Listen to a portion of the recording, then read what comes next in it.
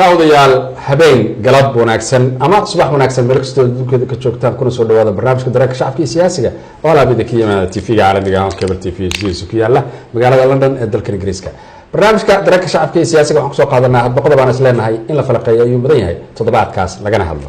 barnaamijka dareenka shacabka iyo siyaasiga toddobaadkan waxaan ku falanqeyn doonaa haddii awoodda Ilaahay idmo sida la socotaan labada toddobaad ugu dambeysay waxaa ka dhacay dhacdooyin aad u fara badan dalka Soomaaliya balse waxaan ka soo qaadanaynaa saddex toddobaad ugu dambeeyay maxay sameeyeen ciidamada ka howlgala Soomaaliya oo ka garabsanaya ciidamada Soomaalidu. dabcan saddex dhacdo oo cajiib ah ayaa ka dhacday dad rayidada dhiigooda ay ku daateen guud ahaan gobolada Soomaaliya qaar kamid inkastoo ay jiraan kuwa kale oo aan hadda gacantaana ku hayn. dhacdada ugu horeysay laba toddobaad gudaheed waxay ahayd dhacdo ka dhacday duleedka magaalada Garbaharey oo lagu dilay ugu yaraan 3 qof oo 2 qof oo kamid ah isku qoys yihiin. marka laga soo tago dhacdadaasi tuulada Axmed Yare ee duleedka magaalada Jilib waxaa ciidamada Mareykanka oo garabsanaya kuwa Soomaalidu ay duqeymo u geysteen qoys dhan oo Soomaaliyeed oo 7 qof ka kooban. dabcan qoyskaasuna halkaas ayuu ku wada geeriyooday. waxa ugu dambeysay dhacdadii bariire ee 3-4 cisho ka hor ahayd oo 10 qof oo Soomaaliyeed halkaas dhiigooda oo ku daatay. caawa barnaamijka dareenka shacabka iyo siyaasiga waxaan ku falanqeyn doonaa haddii awood dalaayadno inta aan ku jirnana aan ka hadalno. dabcan waxaan ku falanqeyn doonaa sidee looga hortegi karaa dhacdooyinkan noocan oo kale ah oo dadka shacabka ah ay ciidamada shisheeye Soomaaliya ka howlgalahay dhiigooda oo ku daadanayo. tan iyo muddooyin aad u fara badan baa ciidamada shisheeye shacabka Soomaaliya dhiigooda daadinaya. dhanka kale waxaa qaraxyo ku daadinayay shacabka dhiigiisa ururka Al-Shabaab ee la dagaalama dawladda iyo ciidamada la safan. dabcan sidee shacabka looga badbaadin karaa haddii Al-Shabaab gacantooda ay ku baxaan ciidamada shisheeye gacantooda ay ku baxaan waa musiibo kamid ah marka sidee arrintaasi looga hortegi karaa oo wax uun looga qaban karaa arrimahaas. barnaamijka caawa waxaa marti ugu ay la falanqeynaya maxamed xaaji ingiriis oo ah cilmi baare ka tirsan King's College London jaamacadda ku taala PhD-dana ka diyaariya dabcan jaamacadda Oxford University oo isla dalka London isla markaasna hay'ado badan la soo shaqeeyay la taliye iyo cilmi baarana u soo ahaa. caawa barnaamijka qaybkiisa maxamed saddex dhacdo ugu dambeysay arkaysi waxaa jira dhacdooyin toddobaad walba dhaca oo noocaan oo kala oo deegaanada Soomaalida gobolada Soomaaliya oo dhan ka dhacay laakiin saddexdaan dhacdo oo soo qaadanay labada asbuuc ugu dambeysay wada dhaceen waa tii Makerebe Garbaharey duleedkeeda tuulada Axmed Yare ee 7 qoys oo familka ay ku dhimatay iyo 10kii ugu dambeysay oo tuulada Bariire ayaguna ku baxay dhowr isha ka hor. dabcan yaa mas'uuliyadooda qaadaya dadkaas shacabka oo haddii Al-Shabaab aan ku naqaanayn qarax sameeyaan dhanka kale haddii arrin ka dhacdo yaa mas'uuliyadooda qaadan karaa isla intaan ka jawaabin su'aashaas duraan adoo mahadsan waxaan ku noqon lahaa su'aasha koowaad oo ah yaa u maqan shacbiga Soomaaliyeed. marka hore intaan taa iyada laftirkeeda ka jawaabin waxaan rabaa sidii walaalkay sheegay inaan codkayga ku biiriyo oo ka tacsiyeeyo annagoo dhammaantay ka wada tiraanaysan xasuuqa ku socda shacbiga Soomaaliyeed ay fulinayaan ciidamada ajnabiga ee wadanka yimi dadkii ku dhintay meel walba Soomaaliya kamid ah ee lagu laayay mashruuca la yiraahdo War on Terror la dagaalan argagixisyo ee Soomaaliya ka soo socday 2001 ilaa iyo maanta. shacbiga Soomaaliyeedna aan ugu qalbi qaboojino inay bal isdejiyaan oo isxasiliyaan dareenkoodana ay mideeyaan waxa dhacaya ay noqoto wax ay ku midoobaan oo qulubtooda isku soo jiida. su-aashii marka haddaan ku laabta ayaa u maqan Soomaali waxaa u maqan 3 qolo. kow waxaa dhinaca siyaasadda u matala oo wakiil uga ah dowladda Soomaaliya Muqdisho fadhigeedu yahay. 2 waxaa u maqan aqoonyahanka Soomaaliyeed ama mutacallimka Soomaaliyeed meel walba uu joogo. 3 waxaa u maqan maalmaha qabeenka wadanka kuwa dhaqaalaha haysta. annagu marka mas'uuliyaddii waxaan qaadaynaa mutacallimka Soomaaliyeed waajibkana saaran ayaa wuxuu yahay marka 3 arrimood inaan samayno. kow inaan ummadeena u macnayno waxaan waxay yihiin waxa dhacayo ku dhacaya maxay yihiin maxaa ka dambeeya xagee loo socdaa xagee ka socdaan maxay ku dhamaan doonaan iyayse guushu ka raaci doontaa waxaan dagaalada ajnabiga ku soo qaaday dibadda laga yimi. tan koobaad ay tahay inaan fulinaa taas ah. midda labaad inaan wacyi gelino ayaga wacyigooda iyo garaadkooda dhisno. 3 inaan u dacwoono oo adduunyada ugu dacwoono muwatalna iyaga oo u qaylino. 3daas waajibaad ayaana saaran. haddaan marka su-aashaadii kusoo noqdo waxaan rabaa inaan marka hore sharaxo ciidamada ajnabiga ee wadanka jooga maxay yihiin maxay soo qaybsan yihiin. ciidankuwan wadanka soo galay waxay ka kooban yihiin 3 qaybood. qaybta koobaad waa ciidanka bariga ku jira dhulka waxaa ugu horeeya ciidamada AMISOM African Union Forces la yiraahdo ciidanka ka yimi wadamada Afrika Uganda ay ugu tira badan tahay waxaa soo raaca oo xoog ku soo galay Ethiopia iyo Kenya wadamada dariska kuwa AMISOM waxay ku joogeen mandate uu siiyay Security Council qaramada midoobay golaha amniga ee qaramada midoobay ayaa siiyay mandate ay wadanka ku joogaan waa sharciyad ay bixisay qaramada midoobay sanad walbana waa la cusboonaysiyaa sida aad aragto waxbaa loogu daraa mar walba ka dhamaada ama 2 sano ama 3 sano waatay yandawid sanadka hore cusboonaysiiyeen laakiin ciidanka Ethiopia iyo Kenya wadanku wuxuu ku soo galay si sharci darro ah laakiin wuxuu isku sharciyeeyay inuu AMISOM hoos galay si loo sharciyeeyay la sameeyay ciidankaas waa marka ciidanka bariga ku jira waxaa badda ku jira ciidamada NATO oo u yimid oo inay la dagaalamaan ama sheeganaya inay la dirirayaan burcadbadeed ayaguna waxay ku yimaadeen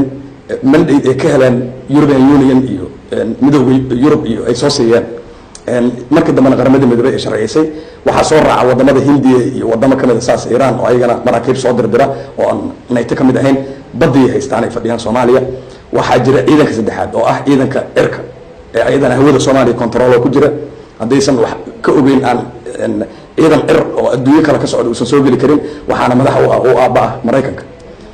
saddexdaas waji ayay marka Soomaaliya wajahaysaa oo ku dhex jira bariga iyo cirka wuxuu sheeganayaa inuu la dirirayo argagixisyo iyo shabaab kuwa badana waxay sheeganayaan burcadbadeed waxaa marka yimi oo meesha ka socda casuals oo ah in waxyeelo geeri iyo dhaawac labadaba ay gaarayso ummadda Soomaaliyeed marka waa inaan ku fiirinaa marka oo aan waxaan nagu dhacayo aan ku qiimeynaa Afghanistan iyo Iraq wadamada loo galay qaabkan hadda Soomaaliya loogu jiro loo galay iyo waxyeelada la gaarsiiyay inaan ku fiirino marka waxa muhiim ah in la fahmo imaatinka ay ciidamadan ajnabiga wadanka soo galeen iyo ay ku soo galeen maxay ka ogtahay dawladda Soomaaliya maxay ka qaban kartaa ilaa ayadii u matalaysa siyaasadda iyo xukunka wadanka ciidanka wadanka jooga laba arrimood daraadood waxa jira laba arrimood koow ma haystaan wax permission dawladana ma weydiistaan wax ogolaansho ah dawladda kagama qaataan weerarada ay ka fulinayaan wadanka waxay fuliyaan ayagoo wax ogolaansho aan dawladda weydiisan laakiin waxa jirta inay wargeliyaan mararka qaar howlgallada ay fulinayaan taasoo meel kaga dhacaysa qarannimada wadankan oga soo koobaay mas'uuliyaddeeda yaa qaadaya shacabkii haddii ay ku baxaan gacanta ciidamada shisheeye yaa mas'uuliyaddeeda qaadaya mas'uuliyadda koobaad waxaa qaadaya ciidanka shisheeye ee wadanka galay ee jooga ilan dawladda wala xisaabtama ayadaa ugu xisaabtami doonaa because dawladdii waa tabar daran tahay mana awoodo inay wax fuliso oo ay xataa codkeeda ku biiriso waxaan ayagii ambaarayso dawlad xoogan ma noqon sababta u weyn ee keenaysaana waxay tahay wadanka ma wada taliso dawladda Afghanistan ee hogaaminayay Hamid Karzai markay weerarto meel oo ay dad ku leysa Kandahar awood u lahayn oo ambaaray waayo wadankii wada haystay Taliban waata inta laga saaray meelihii ay ku jireen ay doorka ku jireen mas'uuliyadda koowaad waxaa qaadi doona ciidanka ajnabiga waana lagu xisaabtami doonaa waana lagu dacweyn doonaa dabcan maxamed Ingiriis adigaan ku imaado maxamed Ingiriis waa arkaysaa saddexdii dhacdo ugu dambeysay bariire ugu dambeysay iyo waliba gabadha Maryana familkeeda halkaas ku baabay iyo tii garbaarey duleedkada iyo boqolaal kale oo ka dhacay guud ahaan geeyiga Soomaalida dhulka Soomaaliyeed ka dhacay dabcan ehel iyo qaraabo dadku leeyahay xanuun baa jira sidee lagu qancin karaa dadkaas waxaa lagu qancin karaa horta in la fahamsiiyo waxaan mas'uuliyaddeeda iyo isla xisaabtankeeda meesha uu ku ururayo ama ku soo afjarmayo marka ugu dambaysa ciidamada Mareykanka iyo guud ahaan huwanta ku jirta Soomaaliya wadan walba ay ku galeen qaabka hadda Soomaaliya ugu jiraan waxay ka haystaan wax la yiraahdo impunity cid ku maxkamadeyn karto danubta ay galayaan ma jirto dawladda Soomaaliya waa heshiisyada ay ku joogaan wadan walba Iraq ha noqoto Afghanistan ha noqoto Soomaaliya ku joogaan waa meel walba oo ciidanka la dirirka argagixisada oo AMISOM hataa qayb ka tahay waxa ay ugu yeeraan wax la xisaabtami karo oo dawladda Soomaaliya maanta lama xisaabtami karto heshiiska ay ku joogaan meel walba ay galeen kaas ah koo سام ولا حصل تمك أنا مركز عنك. هشيس كده ما عاسي سو دولة من بسوم على سوام مري كم يلقى بكسب بلعبة دولة رز بكسب بلعبة تنا عدل تشوجا هشيس ما عاس سو حلقة بدل كرو دبلومي إيه كرو. حتى إذا نيتو بدو كجرا حتى لا حساب تمك كرو لكن سومالي واحد ترى هذا نا سده الكو هذا كنا بتقلان قاب كلام مري كرنا جرو ونقول له حنكرنا وحنا أي قرتين oo cilmi ah oo aan fiirin karno oo dadkeenana aan ku badbaadsan karno qasaarahoodana isaga yareyn karno waa in la abuuraa ee wadanka ka abuurmaan. wadankii dadkiisu colaad ugu jiray oo dagaal ugu jiray oo qax ugu jiray oo xabad uga duldhacaysay oo loo xasuuqayay ayagana isu xasuuqayeen maskaxda dadka way loos gareeyeen dadkii yani waxaan maalin walba dhiigaan ay dhex dabaalanayaan way kala looga baxo bal inay deganaan ku fikiraanaba ka maqanba. waa in la abaabulaa bulshada rayidka ah ee aan dowladda ku xiriirsanayn. dadka hadda la gumaaday gabadha tuulada ay ka hadashay waa inay sida ugu dhaqsiyaa badan dadka tuuladaas joogo guddi 5 xubnood ay ku magacaabaan. guddigaas waa in loo helaa dad aqoon-yahana oo 5 ah iyo mutacalimiin ah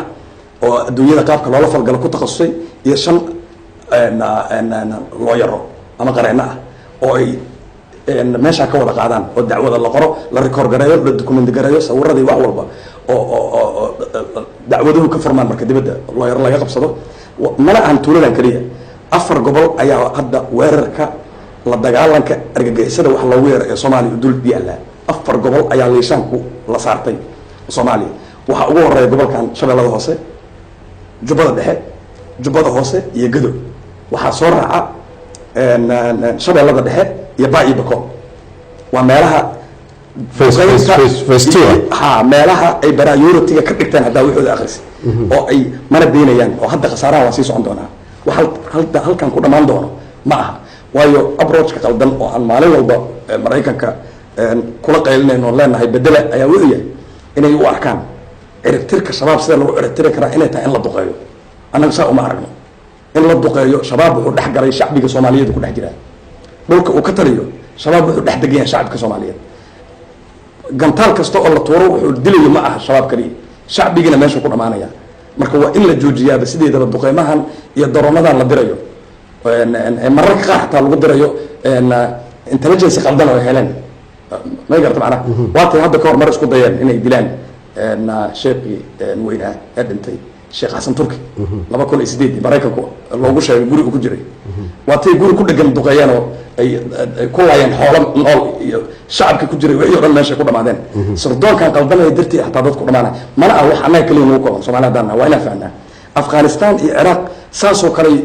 ugu dilayeen mar walba. 2 bilood ka hor Afghanistan ay ku dileen dadku dhamaadeen. marka lama maxkamadeyn karo. hadda haddii dembi galaan oo ay wax dembi ah waddan ku galaan ciidanka AMISOM for example Uganda askari Ugandese hadduu gardaro ku dilo qof Soomaali ah dacwadiisa laguma qaada xamar. waxaa lagu qaadaa Uganda dhexdooda xataa dalabtay kala galaan Ugandeska dhexdiisa iyo ciidanka jooga hadday dhexdooda xataa wax yeelaan waddan gudihiisa laguma sameeyo ayaga ismaxkamadeeyo haddii la dacweeyo. ma aha wax oo dowladda Soomaaliya ay ka sameyn karto. marka direct lama xisaabtami karo. laakiin waxa loo xisaabtami doonaa ulama xisaabtami karnaa in direct si kala dadban waana looga dabatay karaa. ummadana waa la isku dayi karaa in looga helo waxaan sameynaa in pressure inta lagu saaro lagu joojiyo compensation looga helo. tusaale arrimahan hadda ay sameynayaan 2 cawaaqib ay leedahay oo aad u foolxun. waxay meesha ka saaraysaa legitimacy-ga dowladdu leedahay sharciyadda. dowladdu say ku hirgalayso say ku fidinay ku gaaray gobollada kale waddanka say waddanka oo dhan ay ku qabanay haddiisan sharciyad ka haysan shacbiga Soomaaliyeed. sharciyadeedii ay luminayaan. Mareykanka maalin walba warqadahan aan qorayna ku taallaa war dowladdan ku faakacis ee cusub ee dhalatay ee shacbigu aad arkaysaan inay usoo banaan baxay dariiqa meel walba Soomaaliya u taageen waxay yihiin sharciyadeeda ha ku ciyaarina. maalin walba duqeyntan waddan joojiya gantaalada ku tuuraysaa garoonada ay keenaysaan aan ku dhameeyo. midda koowaad sharciyadii dowladda meel uga dhacay. midda labaad waxay aad u sii xoojinaysaa. waan u sheegnaa maalin walba waxaan ka qarnaa waan ogeyna ayagana. waxay maalin walba ay duqeyn qaadaanba waxay taageerada usii badinaysaa shabaab. shacbiga iyo taageerada u haysta shabaab ayaa kusii badanaa. tusaale Faransiiska waa tuu ka degay soo wata special forces ciidamo gaar ah. waana ogtahay Faransiisku ciidamada gaarka ee ka howlgala howlahan boodada sameeya wax ka qatarsan ma jira adduunka. waa tuu ka degay meel yaroo jabal ah oo u dhaxaysa waa dhexdaas dhowr sano ka hor. marka iyo baraa waa tuu ka degaa soo raadinaya nin shabaab ka haystaan oo joogay buulo iyo golweyn soonaheeda ayagoo intelligence helay waatay habeen boodeen oo ay jabalka ka boodeen ayagoo baawur wata ilaa 4 baawur meelaha. markay meesha galeen 2 o'clock in the morning yani Soomaaliya waxaa looga yaqaanaa 8 saac habeenimo. waatay dhex mareen shacbigii dhulku shabaab haystay. qofkay arkaan, waa tay toogash ku dileen ayagoo ujeedadu tahay yaan shabaab la gaarsiin nin iyo naagtiisa oo oday ah ayaa dhulka u seexday. 2 o'clock in the morning yani Soomaaliya waxaa looga yaqaanaa 8 saac habeenimo. waatay dhex mareen shacbigii dhulku shabaab haystay. qofkay arkaan, waa tay toogash ku dileen ayagoo ujeedadu tahay yaan shabaab la gaarsiin nin iyo naagtiisa oo oday ah ayaa dhulka u seexday. oo markay seexdeen hadee tooshashi waxbay wateen meeshan waa marayeen luuqaday ku hadlayaan fahmay inay faransiis ku hadlayaan wuxuu wacay shabaabka tuulada waayay odayaasha hurdaka yiri war niman faransiis aan soo agmar intaa wata waatay shabaabku diyaar garoobeen oo ayagu wax ka sii laayeen oo faransiisku meesha uga carareen soo qabsada iska dhaafaan ku dhameeyo dhaqanka Soomaaliyeed waatay professor Lewis iyo mutacalimiinta Soomaaliya dirsan qoreen anthropologistayaasha iyo dadka taariikhda qoro waxaad baadiyaha ka helaysaa nin 60 sano ku noolaa Liverpool iyo New York oo ku noqday ku laabtay bariile iyo degan Mubarak oo luuqadaha adduunka looga hadlayo dhan yaqaan iyo wax maray adduunkan u macnaynay dadka u fasiray joogo dadku dhex jiro Soomaali waa dad saddex galo kii wax bartay ka wax baranba umad kalaas lama ah sida awadeed labadaas qodob waa in dawladda laftirkeeda markay private ula hadlayso toos ulama hadli karta mana u dacwoon kartee u sharaxda u sheegtaa tiraada war legitimacy-geena waa ku loos garan war adinkuna shacbiyada u abuurteen nimankan oo soo abuurtay waa in arrimaha lagala hadlaa dawladihii ku meel gaarka ahaa tii federaalka tan ka horeysay iyo tanba tan baarid bay hadda bilowday oo dhacdadii beri waa baaraynaa yiraahdeen laakiin guud ahaan dawladihii waxa looga bartay waxbaan baaraynaa intay dhahaan inaan dib dambe dadka war loogu soo celin oo baaridoodii ay noqoto saciidaan marka sidee arrintaasi isbedel loogu sameyn karaa dawladda haddii dadka wax ka ballan qaado tiraahdo arrintan waa baaraynaa go-aan baana ka keenaynaa loogama baran dawladihii hore dabcan kuwa ka horreeyay iyo kulligooda dhan si arrintaas wax looga bedeli karaa oo maasanta Abdullah intaan qaad ka jawaabay waqti Maxamed aan wax yar ku laabto waligay ma maqal dawlad la leeyahay ee la tashan shacabkeeda dawladii ma jiri karta Maxamed haddii aanay shacabkeeda talagelin waxa talaabada ay qaadayso waa inay noqotaa talaabo u danaynayso dadkeeda dawladdu waxay dawlad u tahay waa dadka waa inay dadka waxay raali ka yihiin waxaan ay maqaadi karto for example dawladda Trump oo caawa madaxdu yahay ma samayn karto waxaan shacbiga Mareykanka raali ka ahayn ma qaadi karto wuxuu luminayaa legitimacy-ga mandate oo madaxweynaha ku ahay wadanka ku joogo dawladdu waa inay dadkeeda la tashaa haddana waxaaba nasiib wanaag ah dawladdan hadda maanta joogto haddaad si indha cilmiga ku eegtid oo aan annaga iska dhaafno mucaarad iyo muxaafid labadaba ka leexano oo aan si ilaahay nala ogyahay u qiimano way ka transparentsan tahay wayna ka accountability badan tahay wixii dawladda ka horreeyay waayo waxaa tusaale u ah shacbiga markuu qayliyo tallaabooyin ay qaadayaan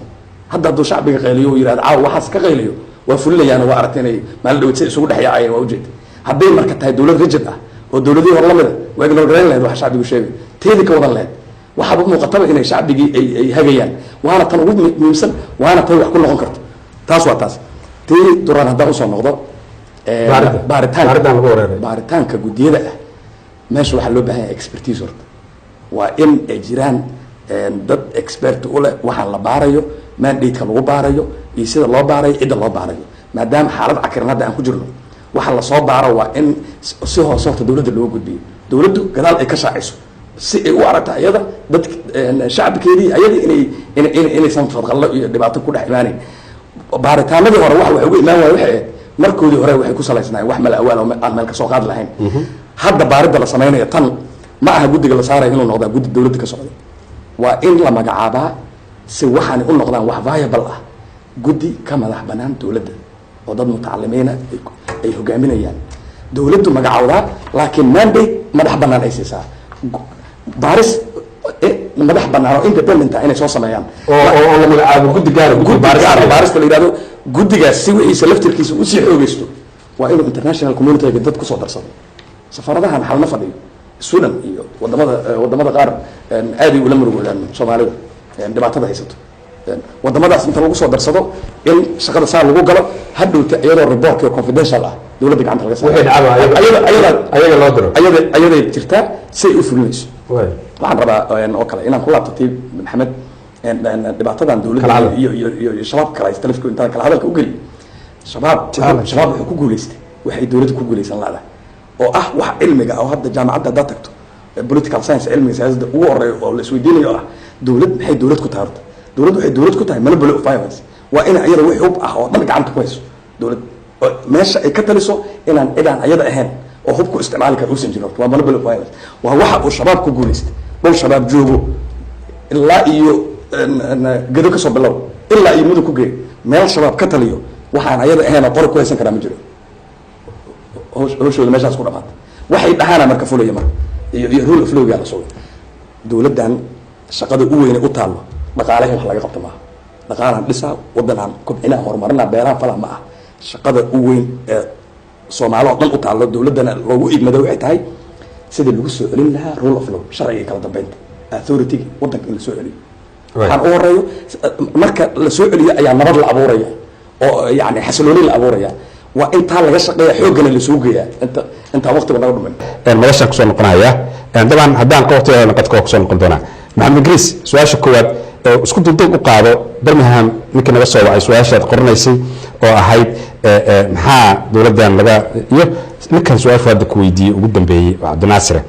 laba soo koobaad hay ninkii kismaayo kasoo hadlayay ninkii kasoo hadlay birmingham waxaa la yidhahdaa faysal sheekh cabdullahi Faysal. waa ninkaan isla bilownay dugsi qur-aanka waa salaamayaa waan ku faraxsanahay inuu na soo wacay waa saaxiibkay igu qaali ah aan orado waa walaalkay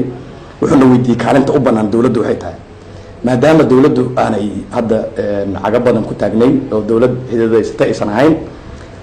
saan tilmaanay mandatekeeda iyo impunitiga meesha jira iyo waxyaabaha hoosee jirana daawadeed aysan si toosa u cambaareyn karin gaboodfallada ciidamada ajnabigu ka geysanayaan waddanka waxaan qabaa inay sameeyaan si dareenka iyo qulubta shacabka si u kasbadaan waa in dowladdu sanbati la samaysaa dadka la waxyeeleeyay ya la xiriirtaa taleefana hadday u diri lahayd iyo hadday symbolicale xataa intay soo cazumaan ay qadar u samayn lahayn ama casho ay la fariisan lahaayeen dadka victimka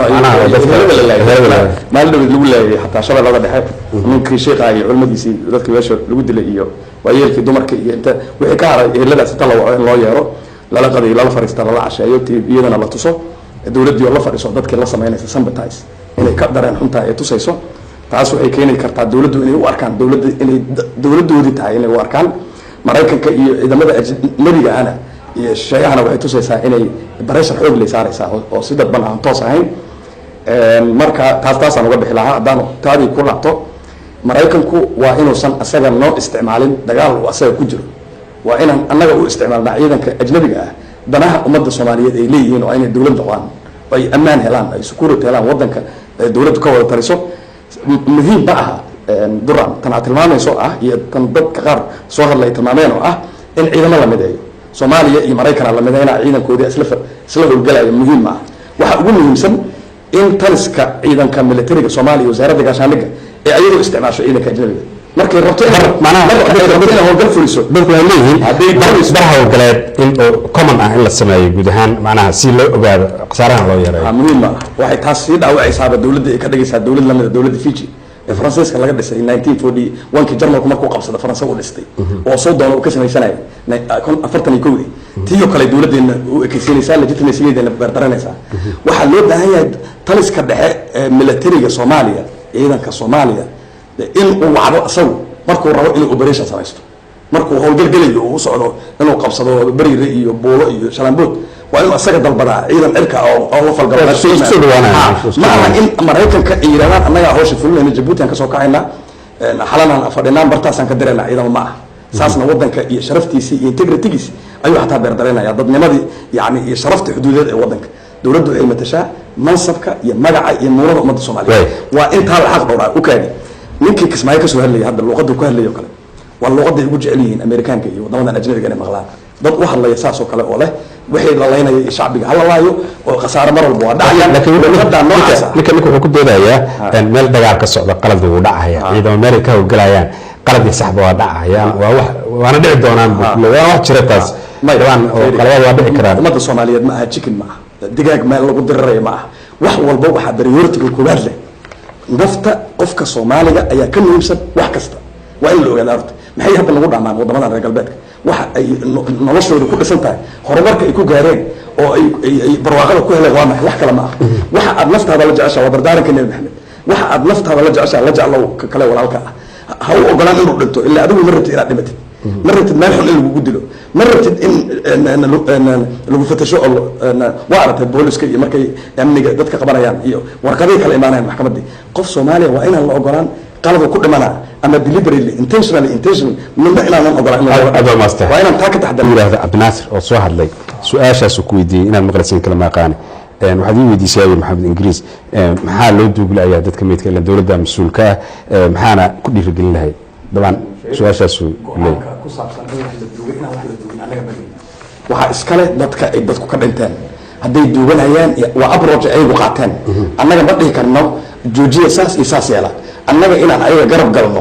oo aqoonteena ku kaalmeyno wix aan ku tari karno u tarnaan leenahay dowladda soomaaliya iskale inay kala hadasho hadday duugayaan iyo hadday duugeen waxaa naga meeya lama technicality ha noqoto politically ha noqoto intellectual ha noqoto annaga mas-uuliyadda saaran mutacalimka soomaaliyeed annaga wax aan baranana ilaahayna waa nagula xisaabtami doonaa shacabkeenana waana weydiin doonaan waa in ayaga ku kaalmeyno wadankan meelaha ka dhinteena ka mid tahay mutacalimka soomaaliyeed ayaa mid wuxuu noqday mid isaga tegey oo qol isku soo xiro faraha kala baxay arrintoodii iyo nin darihiisii shaksiga ah raadsaday mas-uuliyada annagana saaran wixii shacbigaas ku badbaadayo waxna loogu tarayo dhibaatada haysatana lagu qafiifinayo ama ay meesha uga wada baxayso waa inaan samaynaa haddii maanta ay jirto dowlad shacbiga doortay wadankaas dowlada ka wada talin lahayd wadankii waa kala qoqoban yahay waa inaan xaqiiqada ka sheegnaa haddaan xaqiiqada wadanka qarayno ma gaarayno hadafkii aan u soconno ahaa in la helo dowlad dadka soomaaliyeed oo dhan mayayso waa in dowladda soomaaliyeed ogaataa annagana waaba ognahay in wadankii uu kala qaybsan yahay cadcadna uu kala go-an yahay dowladda soomaaliyeed waajibka ugu weyn oo saaranna u yahay wayna og tahay siday shacbigaas kusoo jiidan lahayd dareenkooda ku kasban lahayd shabaab meelo u joogo dareenka shacbiga waa soo jiita ilahay haddaan ka yaabno waayo meelaha uu ka tagayo wuxuu ku hayaa saan maalin dhawood kuu sheegay duraan governance structures uu ku hayaa cadaaladii hayaa security hayaa meelaha uu joogo weligaa ma arka meelay ka baxeen oo laga mudaharaad laga dhidhina ma jiro waa in dowladdu kasbataa oo sida ay samaynayaan hay-adahan shabaab ku dhistay oo kale la sameeyaa iyo wax kasii weyn sidii loo dadaali lahaa dadaalkasaan u geli lahayn in la galo taa ka baxna hal daqiiqaan rabaa inaan kusoo koobto maxamed adoo raalleeya okay waxaad dhihi lahayd shabaab annaga ka soo sameynay macnaha waa fahmay barnaamij hadda koran kaa sameeyay qaabka maamulkaad ka hadlaysay waxaan haddaan la fahmin saan hadda maxamed u hadlayo loo hadlo ma tegayna meel dheer waxna kama qabanayno shabaab haddii aan inkirno xaqaa'iqa meesha yaalla waana wixii wadankan duraan ilaa ka socda maalinta soomaaliya burburtay dowlad kasta oo timaada waxay iska dhaga tirtaa xaqiiqda rasmiga ah waxay si indha sarcaada ugu cadaysataa waxa ay doonaysa iyadoo kale inay fuliso desire-keenaan ku soconaynaa waa waxay soomaali meel ku tegi weysa waa in xaqiiqda la wajahaa waxaan waxay yihiinna la fahmaa kadibna wax laga qabtaa oo sida wax looga qaban karo laga qabtaa waa jeerayaa waa isdilaynaa iyo dagaalaan gelayaa wax kale waa uga qabanaya ma leh dhiigga iyo colaada soomaaliyeed kusii soconayo macnaha la badbaadayo qof walbana tan waa taabanaysaa waxaan leeyahay labadin waa mahad celinayaa barnaamijka dareenka shacabka waqtigii baa kasoo gabagabay barnaamijka dareenka shacabka iyo siyaasiga noo saxnaatay caawa sagaalka dar soo gabagabayna mahad celiyo madasha martida ila fadhida dr maxamed xaaji ingiriis oo ah cilmi baare dabcan ka hawlgala kings college jaamacad ku taalo london iyo weliba phd na ka diyaarinaya oxford university isla markaasna cilmi baare ah bariga africa oo dhan arrimaheeda aada ugu takhasus intiina soo hadashay intiina bogga facebookga barnaamijka oo qayb qaadatay farsamo yaqaanka qaaliga maxamed qadar iyo weliba guud ahaan intayda adaa ka dhagaysan doontay inta dib u daawan doontaba waxaan idin leeyahay aad baan idinku mahad celinaya anigu abdurrahmaan cabdullahi shurwa intaan barnaamijka mid lamida ku kulmi doono waxaan kaga tegahayaa sidaas iyo nabadgelyo